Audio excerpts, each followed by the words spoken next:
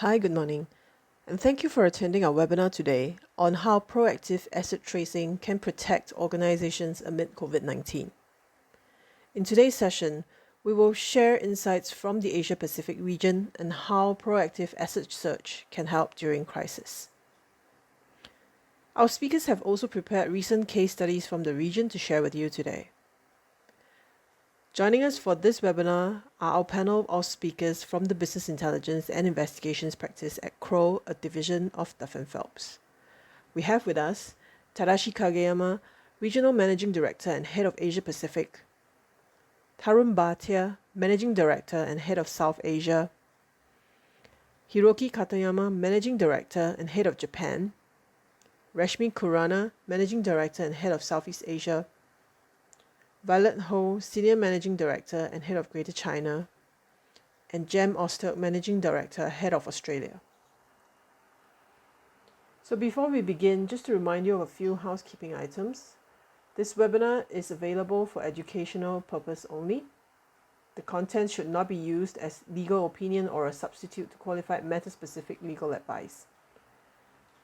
There will be a Q&A session at the end where we will be answering questions from the audience. So please submit your questions through the Q&A box, which can be found on the right-hand side of your screen at any time during this webinar. The speakers will be running a few poll questions throughout the session, so I encourage you to participate in answering these simple questions that you will see on your screens later. This session is recorded, and the recording will be made available to you after the webinar. And with that, I will now pass it over to our first speaker, Tarun, to kick off the session. If it is one of your first initial moves, it catches the counterparty by surprise, and it gives you that edge, which most of the times you may not have in a dispute. I think the second thing it does is it enables a quick settlement. And if your objective is ultimately recovering the maximum cents to a dollar, then an out-of-court settlement, because you have the leverage, of assets which the other person doesn't want to let go of, it allows you to recover the most. And the third experience is especially true for Asian market is, litigation in Asia is very tough. I mean, you look at markets like Indonesia, Thailand, even India, and other markets.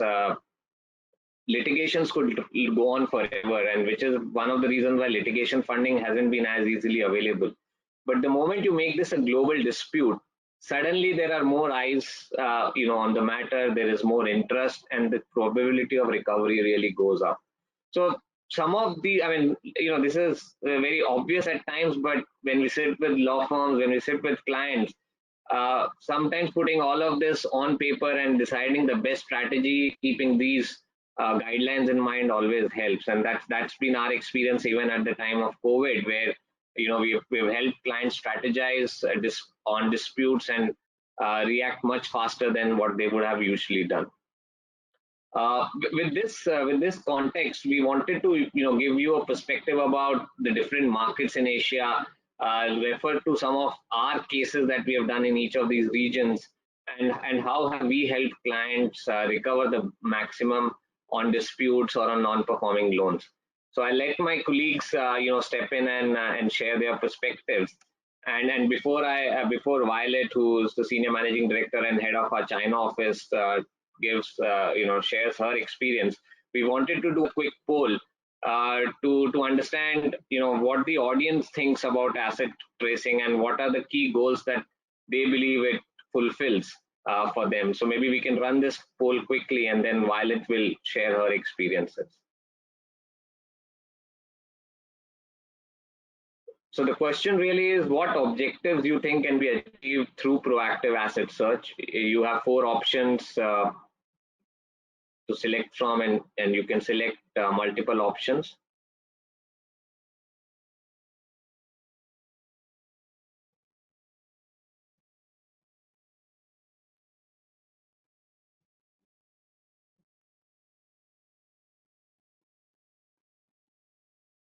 Thanks. Maybe let's look at the result and see what the audience feels.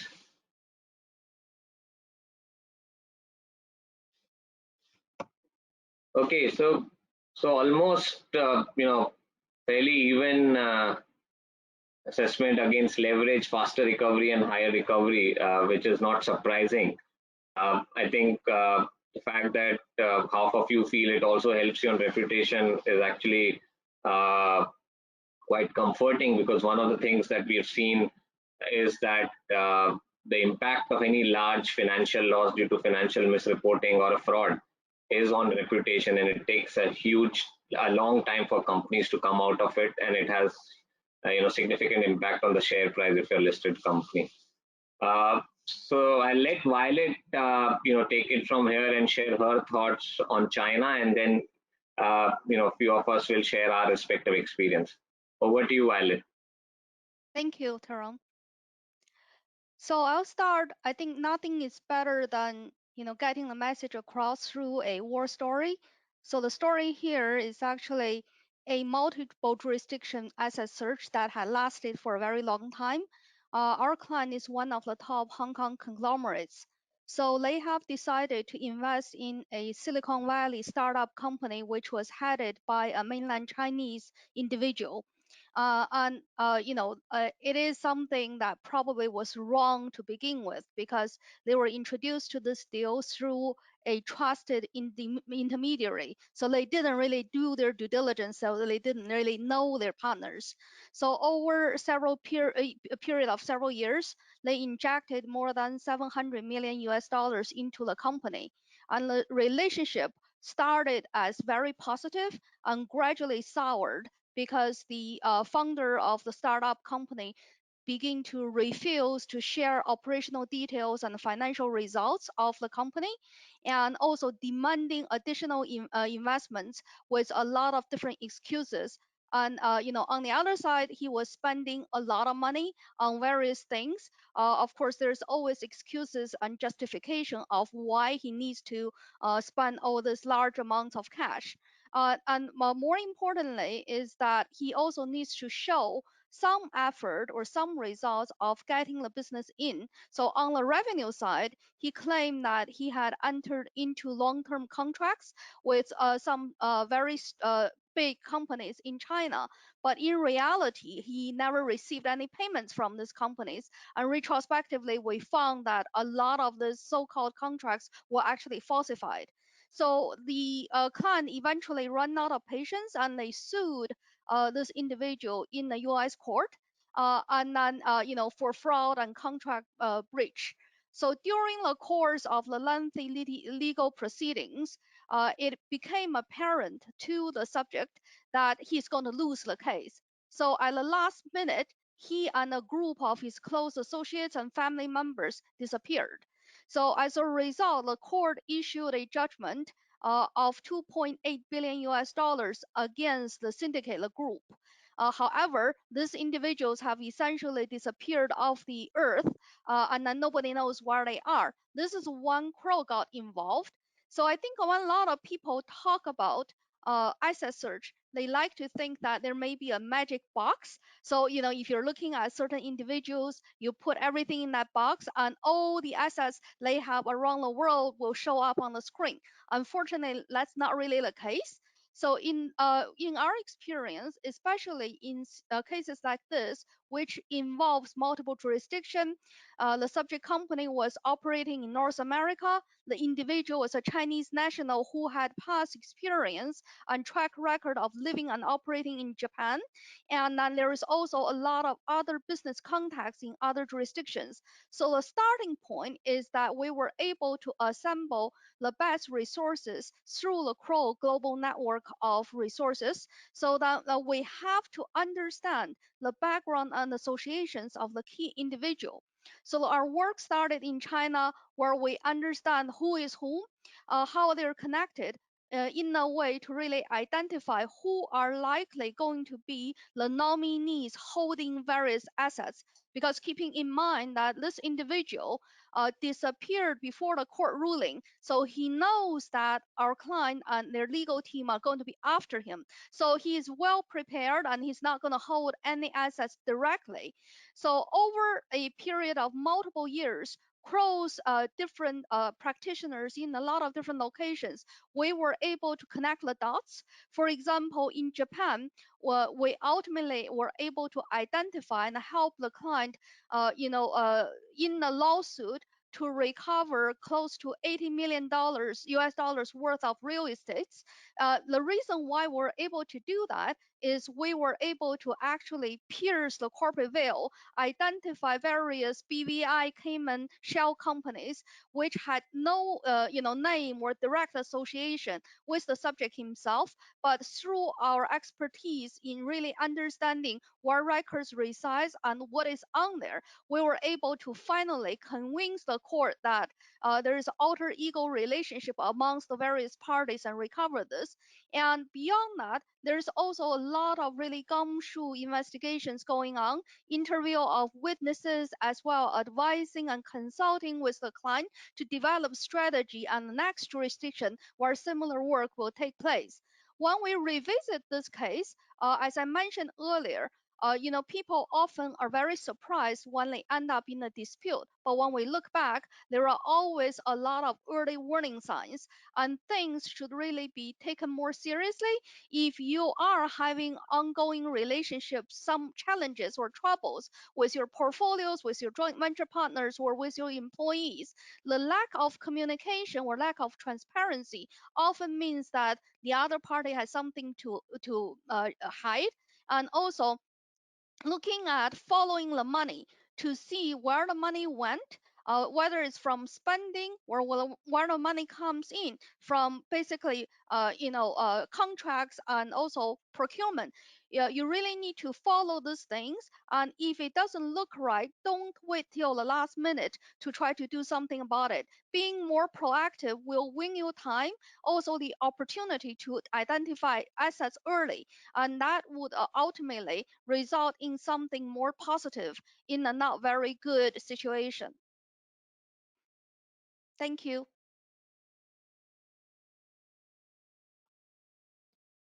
So I think So we can move to, yeah, maybe Jem, you can share your thoughts on Australia. Sure, if we can move to the next slide. So, hello again, everybody. It's Jem here from Australia. So my discussion here is really, to an extent, about Australia, but it's a general concept that we see in a lot of asset traces. It's the use of a country like Australia as a storage place for assets that may be related to our subject, but may not be the home jurisdiction of the subject. So something you're going to hear a lot in a lot of these war stories is about the importance of a multi-jurisdictional research. So in this case, our client was a bank in Asia, and the subject was a commodities trader. And this was a case that occurred sort of early in a financial crisis. And we were focused on getting information about our subject very quickly because there were a huge number of creditors that were looking at this situation. And this happens frequently. It's a bit of a sort of competitive global hunt at times to try to find things that are attached to the subject that aren't encumbered and that other people haven't found yet, and that may not be directly obvious. And in this case, the subject, the company that we were looking at, the commodities trader, was based in Asia, but through the family that owned the company and the company itself, there were a number of significant assets in Australia. As I mentioned, there's a number of jurisdictions around the world where Asian companies, especially family-owned conglomerates, store assets through family members or through other parts of the company, disparate parts of the company. And this was such a case. This case, really our approach was very similar to what Violet described in her case. And it's, in a way, there are fairly standard ways to do this, but the devil is in the details with this thing. So we took a look at a lot of different companies. This was, hundreds of group companies. And we, importantly, really pulled apart the family structure because the family was deeply interwoven with the company. And extended family members were also involved in some of the distant subsidiaries of the company.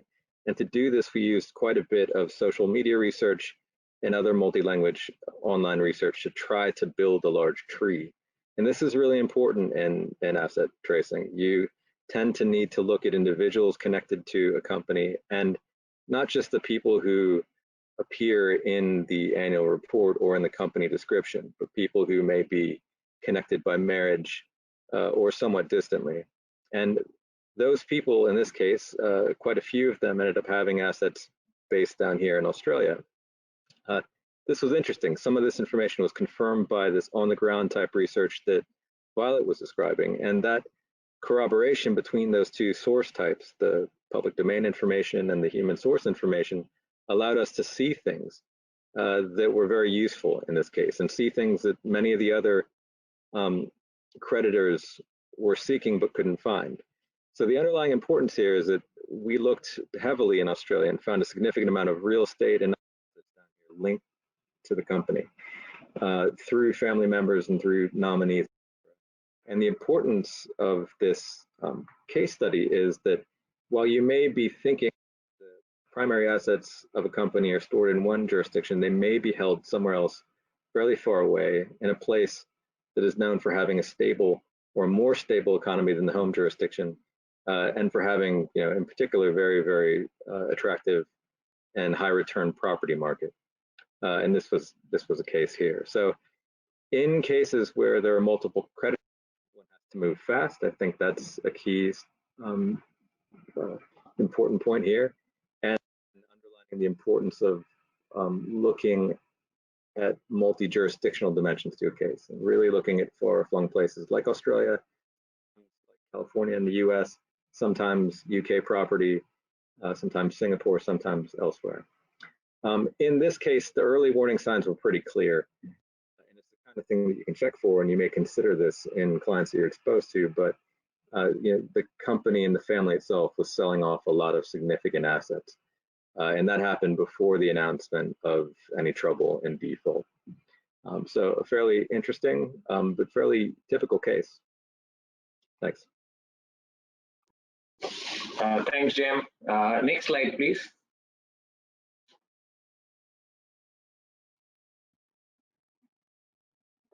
So an example that we have for India is actually fairly recent and has its linkages partly pre-COVID, but also the impact of COVID on the thought process of the subjects here.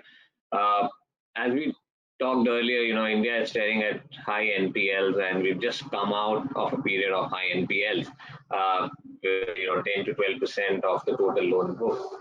And in India, there is this whole concept of promoters, which is not very well known elsewhere, but promoter really is somebody who is in control of the company, most of the times with a large shareholding, but at times with just the decision making without actual ownership. So promoters are the ones who really take decisions in large Indian companies. It's not the professional management. And we recently worked for a client on a large matter where a group of companies had borrowed billions of dollars and had indicated their inability to pay. I think the key aspect was we have been working with our clients during COVID to say, let us review your portfolio with you. You don't want an account to become bad and then all banks start chasing the for recovery. Can we identify accounts where we feel there is stress because of the sector they operate in? But by looking at certain aspects of their financial statement, certain bank transactions, can we identify companies where we believe the risk is high, but the probability to recover is also high? And a key factor in India is in many instances, the promoters provide what is called personal guarantees, which is if the company is unable to pay, then they themselves are liable to pay. And if they don't pay, then you can have both civil and criminal actions against them. So this was one case where we identified that there was a group of companies owned by that promoter, all of whom were reporting financial stress. And for almost half a dozen of them, there were personal guarantees given by the promoters. We quickly worked with the bank in this case, and we were lucky that we were allowed to think of the subject as a group rather than one entity. That's the other challenge you face in India, including an insolvency process where if one company goes bad and it has 10 other group companies, you at times are not allowed access or given permission to look into them. In this case, we looked at almost 500 companies which were associated with that promoter, close to 350 in India and 150 overseas. And literally, like a surgeon, we started going line by line over the last few years on when money was borrowed, when capital was brought in, which other companies benefited, which were related to the group. And really the idea was through access of information from bank, but also what the company is reporting, you create a money trail. And it was a tedious process, but we were able to do that. And interestingly, and this is very common in India, if you've seen instances of fraud, typically individuals tend to set up many companies. Most of these companies are non-operating companies. They are only set up to transact with their group company for purchase of assets or to borrow, but there is no business. Even their articles of association could talk about 20 things, but they don't do any of it. And a good example is, in good times, companies borrow money from banks and the level of scrutiny is less, but they keep passing on that money to these non-operating companies and it doesn't get tracked, unfortunately. And when the distress hits, these companies, the recoveries from them are written off, and suddenly the banks are left, stranded. So we identified all these companies associated with this promoter. We also identified all the assets that these companies which are related but with no operating income, and we were able to attach those assets because the ultimate beneficial ownership of those companies was with this individual who had given a personal guarantee. We also identified certain transactions, especially cross-border transactions which happen in East Europe, transactions which have happened in Africa, which are 4 or 5x of any market price that would have been paid for that particular acquisition. And really, that's the way how money is moved to international markets. So we identified these transactions, and that gave us lead to the other jurisdictions where we could identify assets. And eventually, after about 12 to 14 weeks of exercise, we laid hands on 200 assets worth 250 million, which has given the confidence to the bank in this case to go to the next phase, because there is definitely much more out there. I think the other aspect to keep in mind in India is, I talked about promoters. Typically, a good early sign, especially in times like COVID when cash flow is affected, is suddenly the management payout or the payout to the promoter goes up. The dividend payouts in these non-operating companies start going up. And if you just track some of those things, you can understand that money is moving hands, which is a very important early warning signal. So this was a great example of the bank stepping in much before an account was considered bad. Thank you, and over to you, Reshmi, for Southeast Asia. Thanks, Tarun. If we can move to the next slide, please. Thank you. So from Singapore, we cover the entire ASEAN region, which includes Malaysia, Philippines, Vietnam, Thailand, and Indonesia, very importantly. All of those markets have been significantly affected by COVID and seen a significant slowdown, and that was beginning to happen even before the pandemic hit, but has really taken root now, despite some of the large fiscal stimulus. So this case related to a portfolio company of a private equity firm, and is quite unique because in this case, this was privately held. It was a private equity firm that had a significant stake in the company, a significant minority stake, but there was no personal guarantee that would help the client that they could go after. So the asset search in this case was really quite a proactive search and a proactive step taken by the client, who really wanted to combine a general investigative review of a company which had seen lots of sort of early warning signs with an asset search in order to really get leverage. So in this case, one of the things that was unique was there were various other equity investors. So this was not a company that has raised funds from a global institutional investor for the first time, but these other investors sat in other structures within the company and other subsidiaries, and the client had a feeling that the company was sort of robbing Peter to pay Paul. And the idea was, can we develop a full picture of what's going on at the company, including assets, mainly to gain leverage against, again, the founder or promoter, as has been described, which is very much a phenomenon in this part of the world as well. And other investors who the client felt weren't fully aligned with their objective, which was to hold the founder and the company accountable for their practices. So I think this is really a case where the client acted early on. The early warning signs that they had seen were the MIS data that the client was getting, despite being on the board, having 2 seats on the board, and having a significant minority stake. Hadn't been good.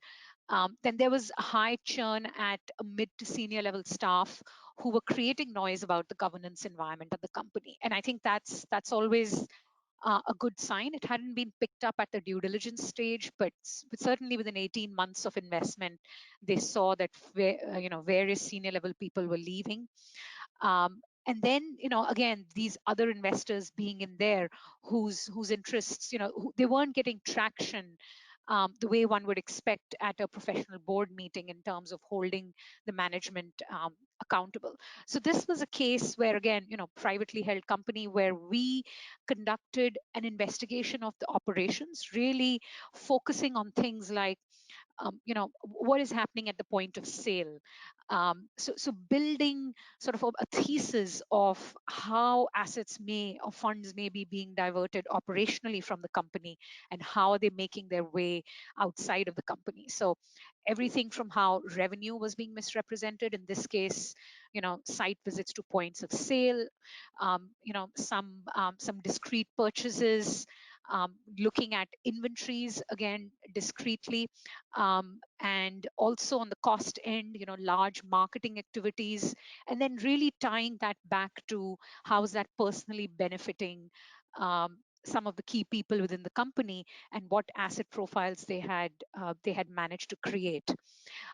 Eventually, how this helped the client was a few things. They were, at least through this outside-in review that we did, were able to get comfort on the fact that, get confirmation of the fact that their concerns were valid and they weren't overreacting. So they could act a bit more strongly and demand better data, which eventually led to a sort of 2-week deep dive overt forensic review. And again, this was done through the impression that the client wanted to bring in a white knight to try and exit, because they did have to get other investors on board as well. So again, the work that we did was very helpful in getting the client to get other investors and the management on board that something needed to be done. They weren't just going to sit and watch this happen.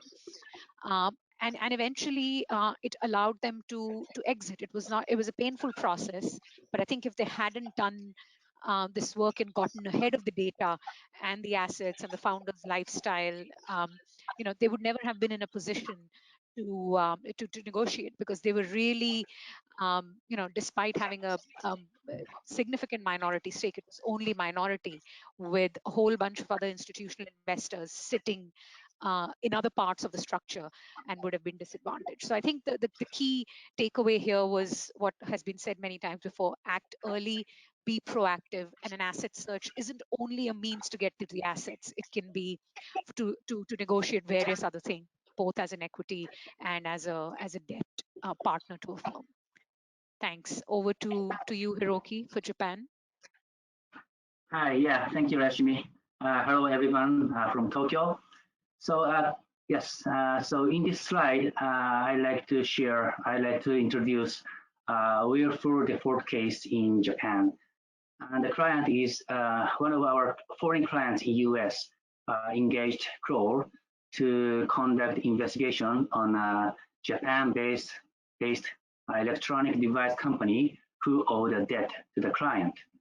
The subject company transferred its core business with assets and debts to another company that was a PE fund, which was established by themselves.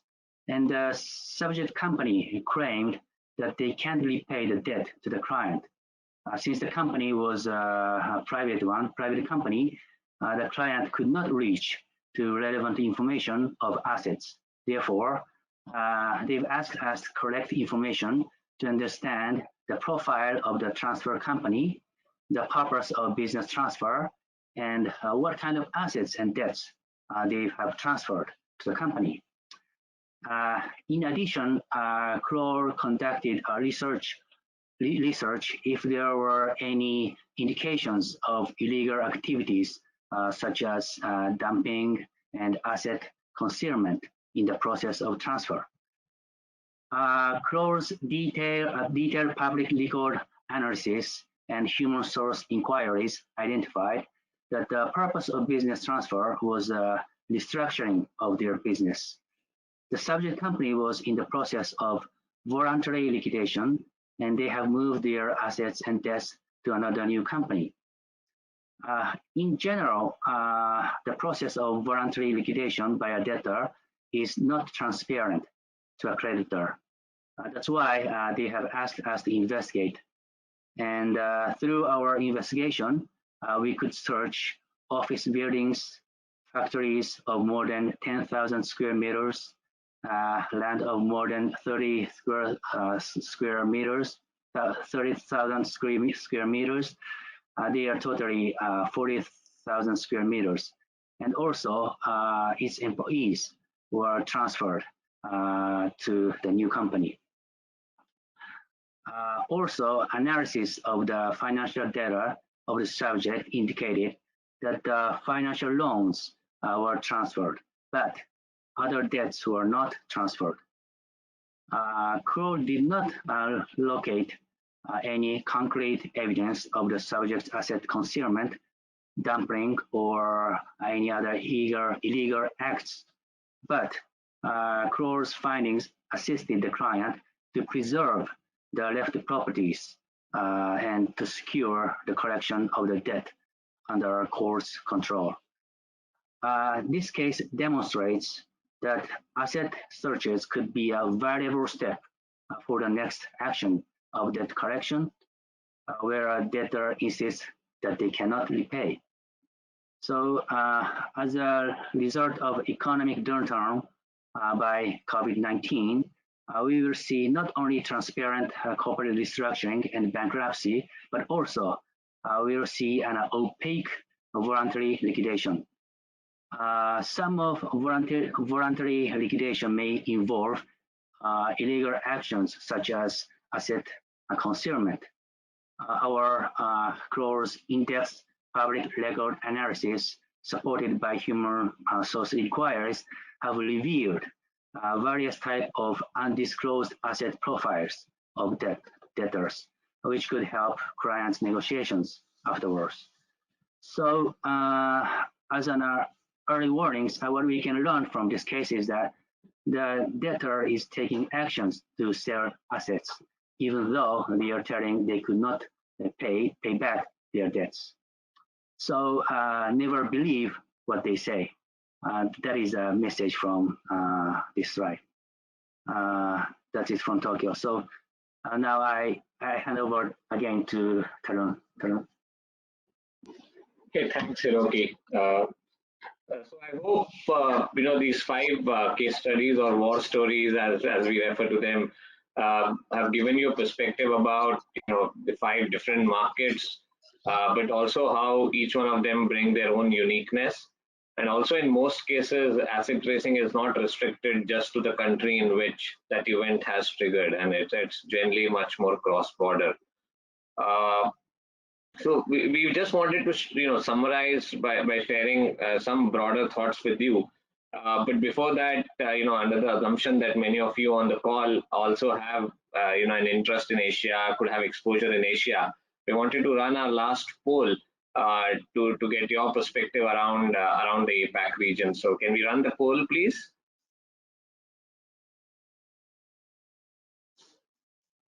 So the question here is, what changes do you expect to see in APAC, at least in the near term, which you believe will reduce the risk of default from counterparties?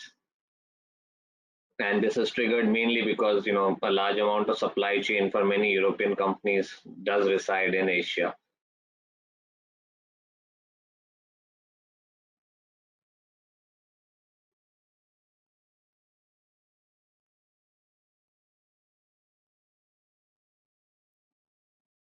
Wait, let's look at the result.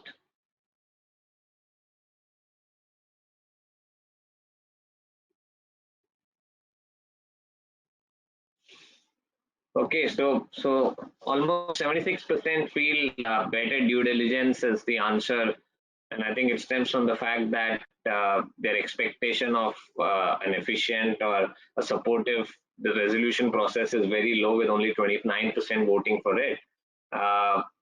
And again, this is not surprising. We believe many times, for doing business in Asia, the onus is very much on you to ensure that you're covering your risks. Thank you. Next slide, please.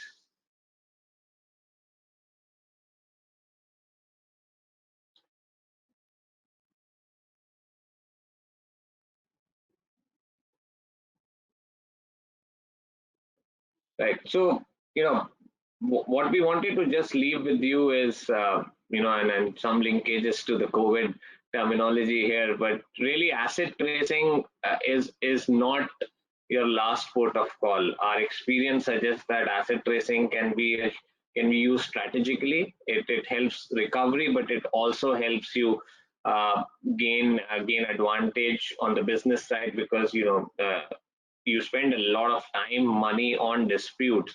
So faster recovery saves you a lot of energy. I think Hiroki mentioned to this, especially in times like COVID, you don't know what to rely on, what information is coming your way, and hence really getting that knowledge firsthand is most critical. I think also the reaction time here is less, and our experience at least has been, if we work with our clients to get a sneak peek into what's happening, into the risks, then we are able to recommend and suggest steps they need to take before an event happens.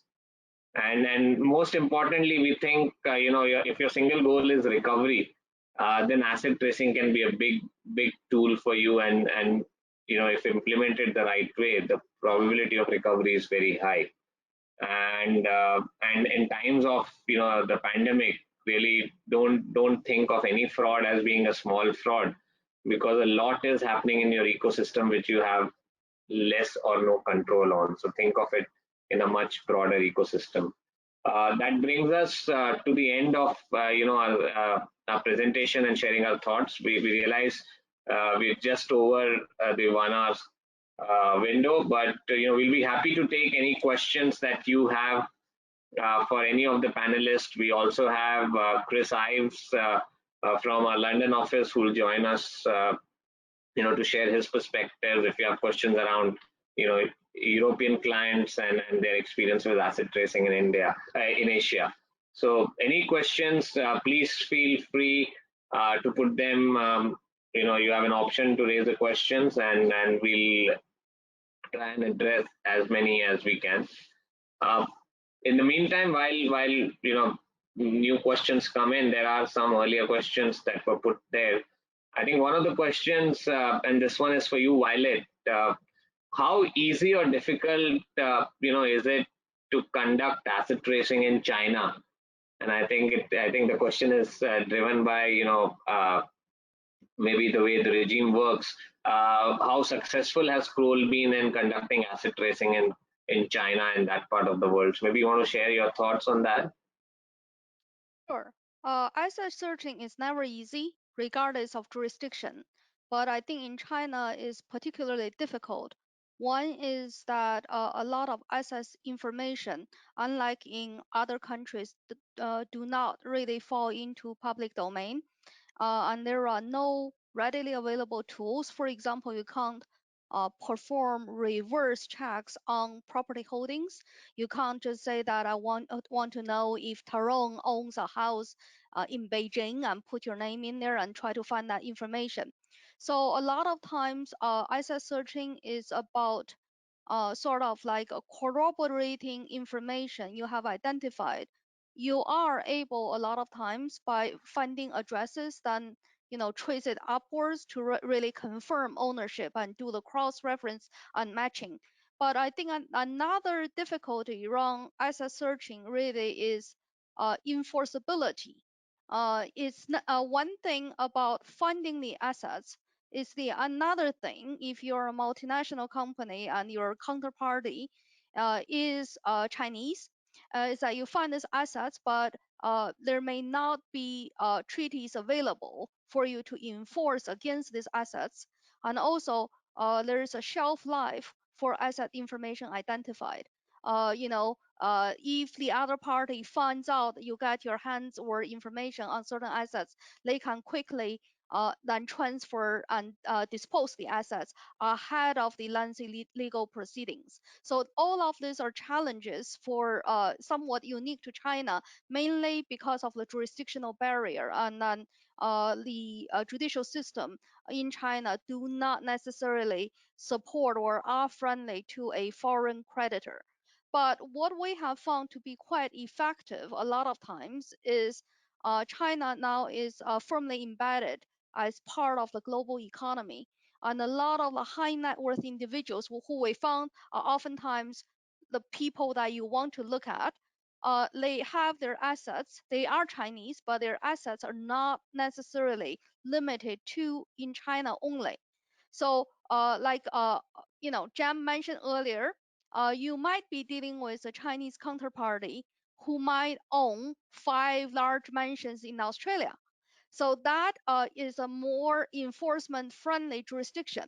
So and now oftentimes we also find that the subjects are less suspicious about your ability to go after these assets because they think that from an asset search perspective, people's focus will be strictly, on their home jurisdiction. So they are actually thinking a lot of fraudsters hiding assets away from home in an overseas jurisdiction may be a good idea. And they're right in a lot of ways, but they're not quite so lucky when they're dealing with a investigation firm with multiple jurisdictional coverage. So I think a lot of times the success or failure of an asset search really depends on the planning and the strategy, which needs to be determined as a joint effort between the client and the service provider. So where do you look for assets and how you look for it sometimes goes even a longer way than how you actually do it in the process. Great, thanks. No, I think some valuable lessons there, Violet, not just for China, but asset tracing in general. Hi, Chris. I wanted to just bring you in here and maybe, two questions linked to each other. So the first was, in Kroll's own experience, which of the Asian markets have they found to be more friendly towards an asset tracing related approach and where it's been tough? And I think something linked to that, of course, is are you seeing litigation funding itself as an option which is going to aid asset tracing in Asia? Thank you, Tarun, and thank you everyone for that presentation. To the first question, in terms of the jurisdictions which are easier or more difficult for enforcement or finding information, that they are, I guess, related questions, but they do have their own nuance. So jurisdictions where we see a lot of work in the UK based off UK disputes, we still see traditionally strong links into India, into the Indian market. Also through the traditional investment hubs through Singapore and Hong Kong. In terms of the actual enforcement of the awards, it very much depends in the EMEA market as to where the award or increasingly loan documentations are actually drafted under in terms of the local laws. In terms of actually identifying the information, though, to echo Violet's, China can be a difficult jurisdiction to operate in, unsurprisingly.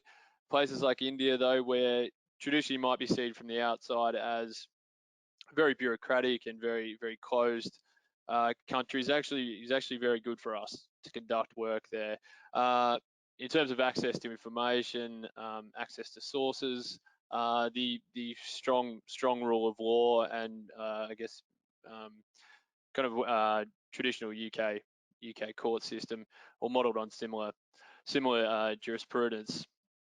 Similarly, in countries, and Chen will be able to speak to this as well, is operations through other of the Southeast Asian markets like Cambodia, Myanmar, Thailand, all very, very different in terms of access to information and the types of assets that remain there. But it really depends on the context of the situation, and I would strongly encourage anyone on the call to reach out if you do have any queries about these jurisdictions. They've all got their own nuances in terms of what's available, but to echo what everyone else has said, it's always about a multi-jurisdictional approach, and an approach in this as one problem rather than looking country by country. It's very much about the overall strategy rather than the openness or opaqueness of one jurisdiction with these cross-border disputes. In terms of litigation funding, it is something which our clients and the market is seeing more and more of. It's far less developed throughout APAC, perhaps with the exception of Australia and Singapore, than maybe it is here in the UK. That being said, in the UK and to a large extent the US, I think a lot of clients and a lot of disputes are still very much trying to find their feet as to how litigation funding can work for them, particularly with complex cross-border investigations. It's something that we speak a lot with our clients, but it really comes down to again having a strong litigation strategy, both to help with recovery, but also more and more clients are asking us to help with assessing claims to help them get over the investment committee aspect of a litigation funder. Right. No, that's true. I mean, I think what we are seeing in Asia is, litigation funding as a concept is still new. I think it is being sold much more on you don't need to spend good money after bad money. But at the same time, we are seeing more success where it's being positioned as a global fraud or a global dispute. And hence, there are friendlier jurisdictions which could be introduced where litigation funders are willing to come in, but also the potential to recover goes up. So I think that's but still early days. I fully appreciate we are running over time, but I might take one or two more questions. I think one question that we have here, and maybe Reshmi, I'll pose this to you, is we talked about disputes and litigations and contracts being reviewed. Singapore is a big arbitration market in a way, like London. What is our expectations around the question that has been raised is disputes resulting from deviations from contracts which go into arbitration, and can asset tracing play a role in such kind of disputes which come up because they're triggered by COVID-like event? Yes, absolutely. We see Singapore being used because it's, an efficient arbitration center. First, to center many contracts, and these contracts could relate to deals that actually haven't got anything to do materially with Singapore. So, a bank with a foreign branch in Singapore dealing with an Indian business or an Indonesian business or a Chinese business for that matter, and then the contract sitting in Singapore, and increasingly. Especially financial institutions, we have seen just in the last sort of 8 weeks, which includes not just banks, but non-bank companies, export-import finance companies, and others who are dealing with regional players, using contracts to sort of closely examine and re-look at how the business is being run. So I think ordinarily, if the music was on, the musical chairs would continue, and the music has stopped a little bit, and everyone's sort of looking at what's in their toolbox, and certainly looking at how do you rely on the contracts. But ultimately, what's driving this is deterioration in the business environment, right? So either there is an indication that there has been a default or delay in loan repayments, or greater scrutiny of the underlying collateral, and there's an appreciation that that collateral isn't as valuable as they thought, or there is a dispute with an insurance company. We have seen, you know, defaults that lenders are facing, and when they go to their insurers, the insurers are closely looking at the underlying contractual documentation and finding lots of loopholes, because these were created when the times were good, and now they don't stack up as well as they should. So I think certainly the Right. impetus for certain industries coming from going back to the contracts as a way to litigate the dispute. And in all of these, you know, again, asset tracing is a wider term. Sometimes it's the asset of the borrower. Sometimes it's the asset of the, you know, the underlying asset, which is the collateral. Sometimes it's the asset of the ultimate buyer, which the client of the, you know, the borrower may say, I can't pay because my clients down the line can't pay. So it's, you know, validating that entire chain from the borrower to where the material is going. So I think all of that we are seeing an increase in, and asset searches are an important tool. Sure. Thanks, Reshmi. I think it's 4:16, so you know, I think there are a few more questions which we'll try and answer separately, but we don't want to take the liberty of going on, you know, beyond this. I want to take this opportunity on behalf of everybody from Kroll and thank you for joining in for this webinar. We hope you found this useful. Please do share your feedback with us, and the recording of this webinar would be available on our website in the next 24 hours. So you can download a copy or go through a copy of that on the Kroll website. But thank you again, and you know, we wish you and your family good health and stay safe. Thank you so much.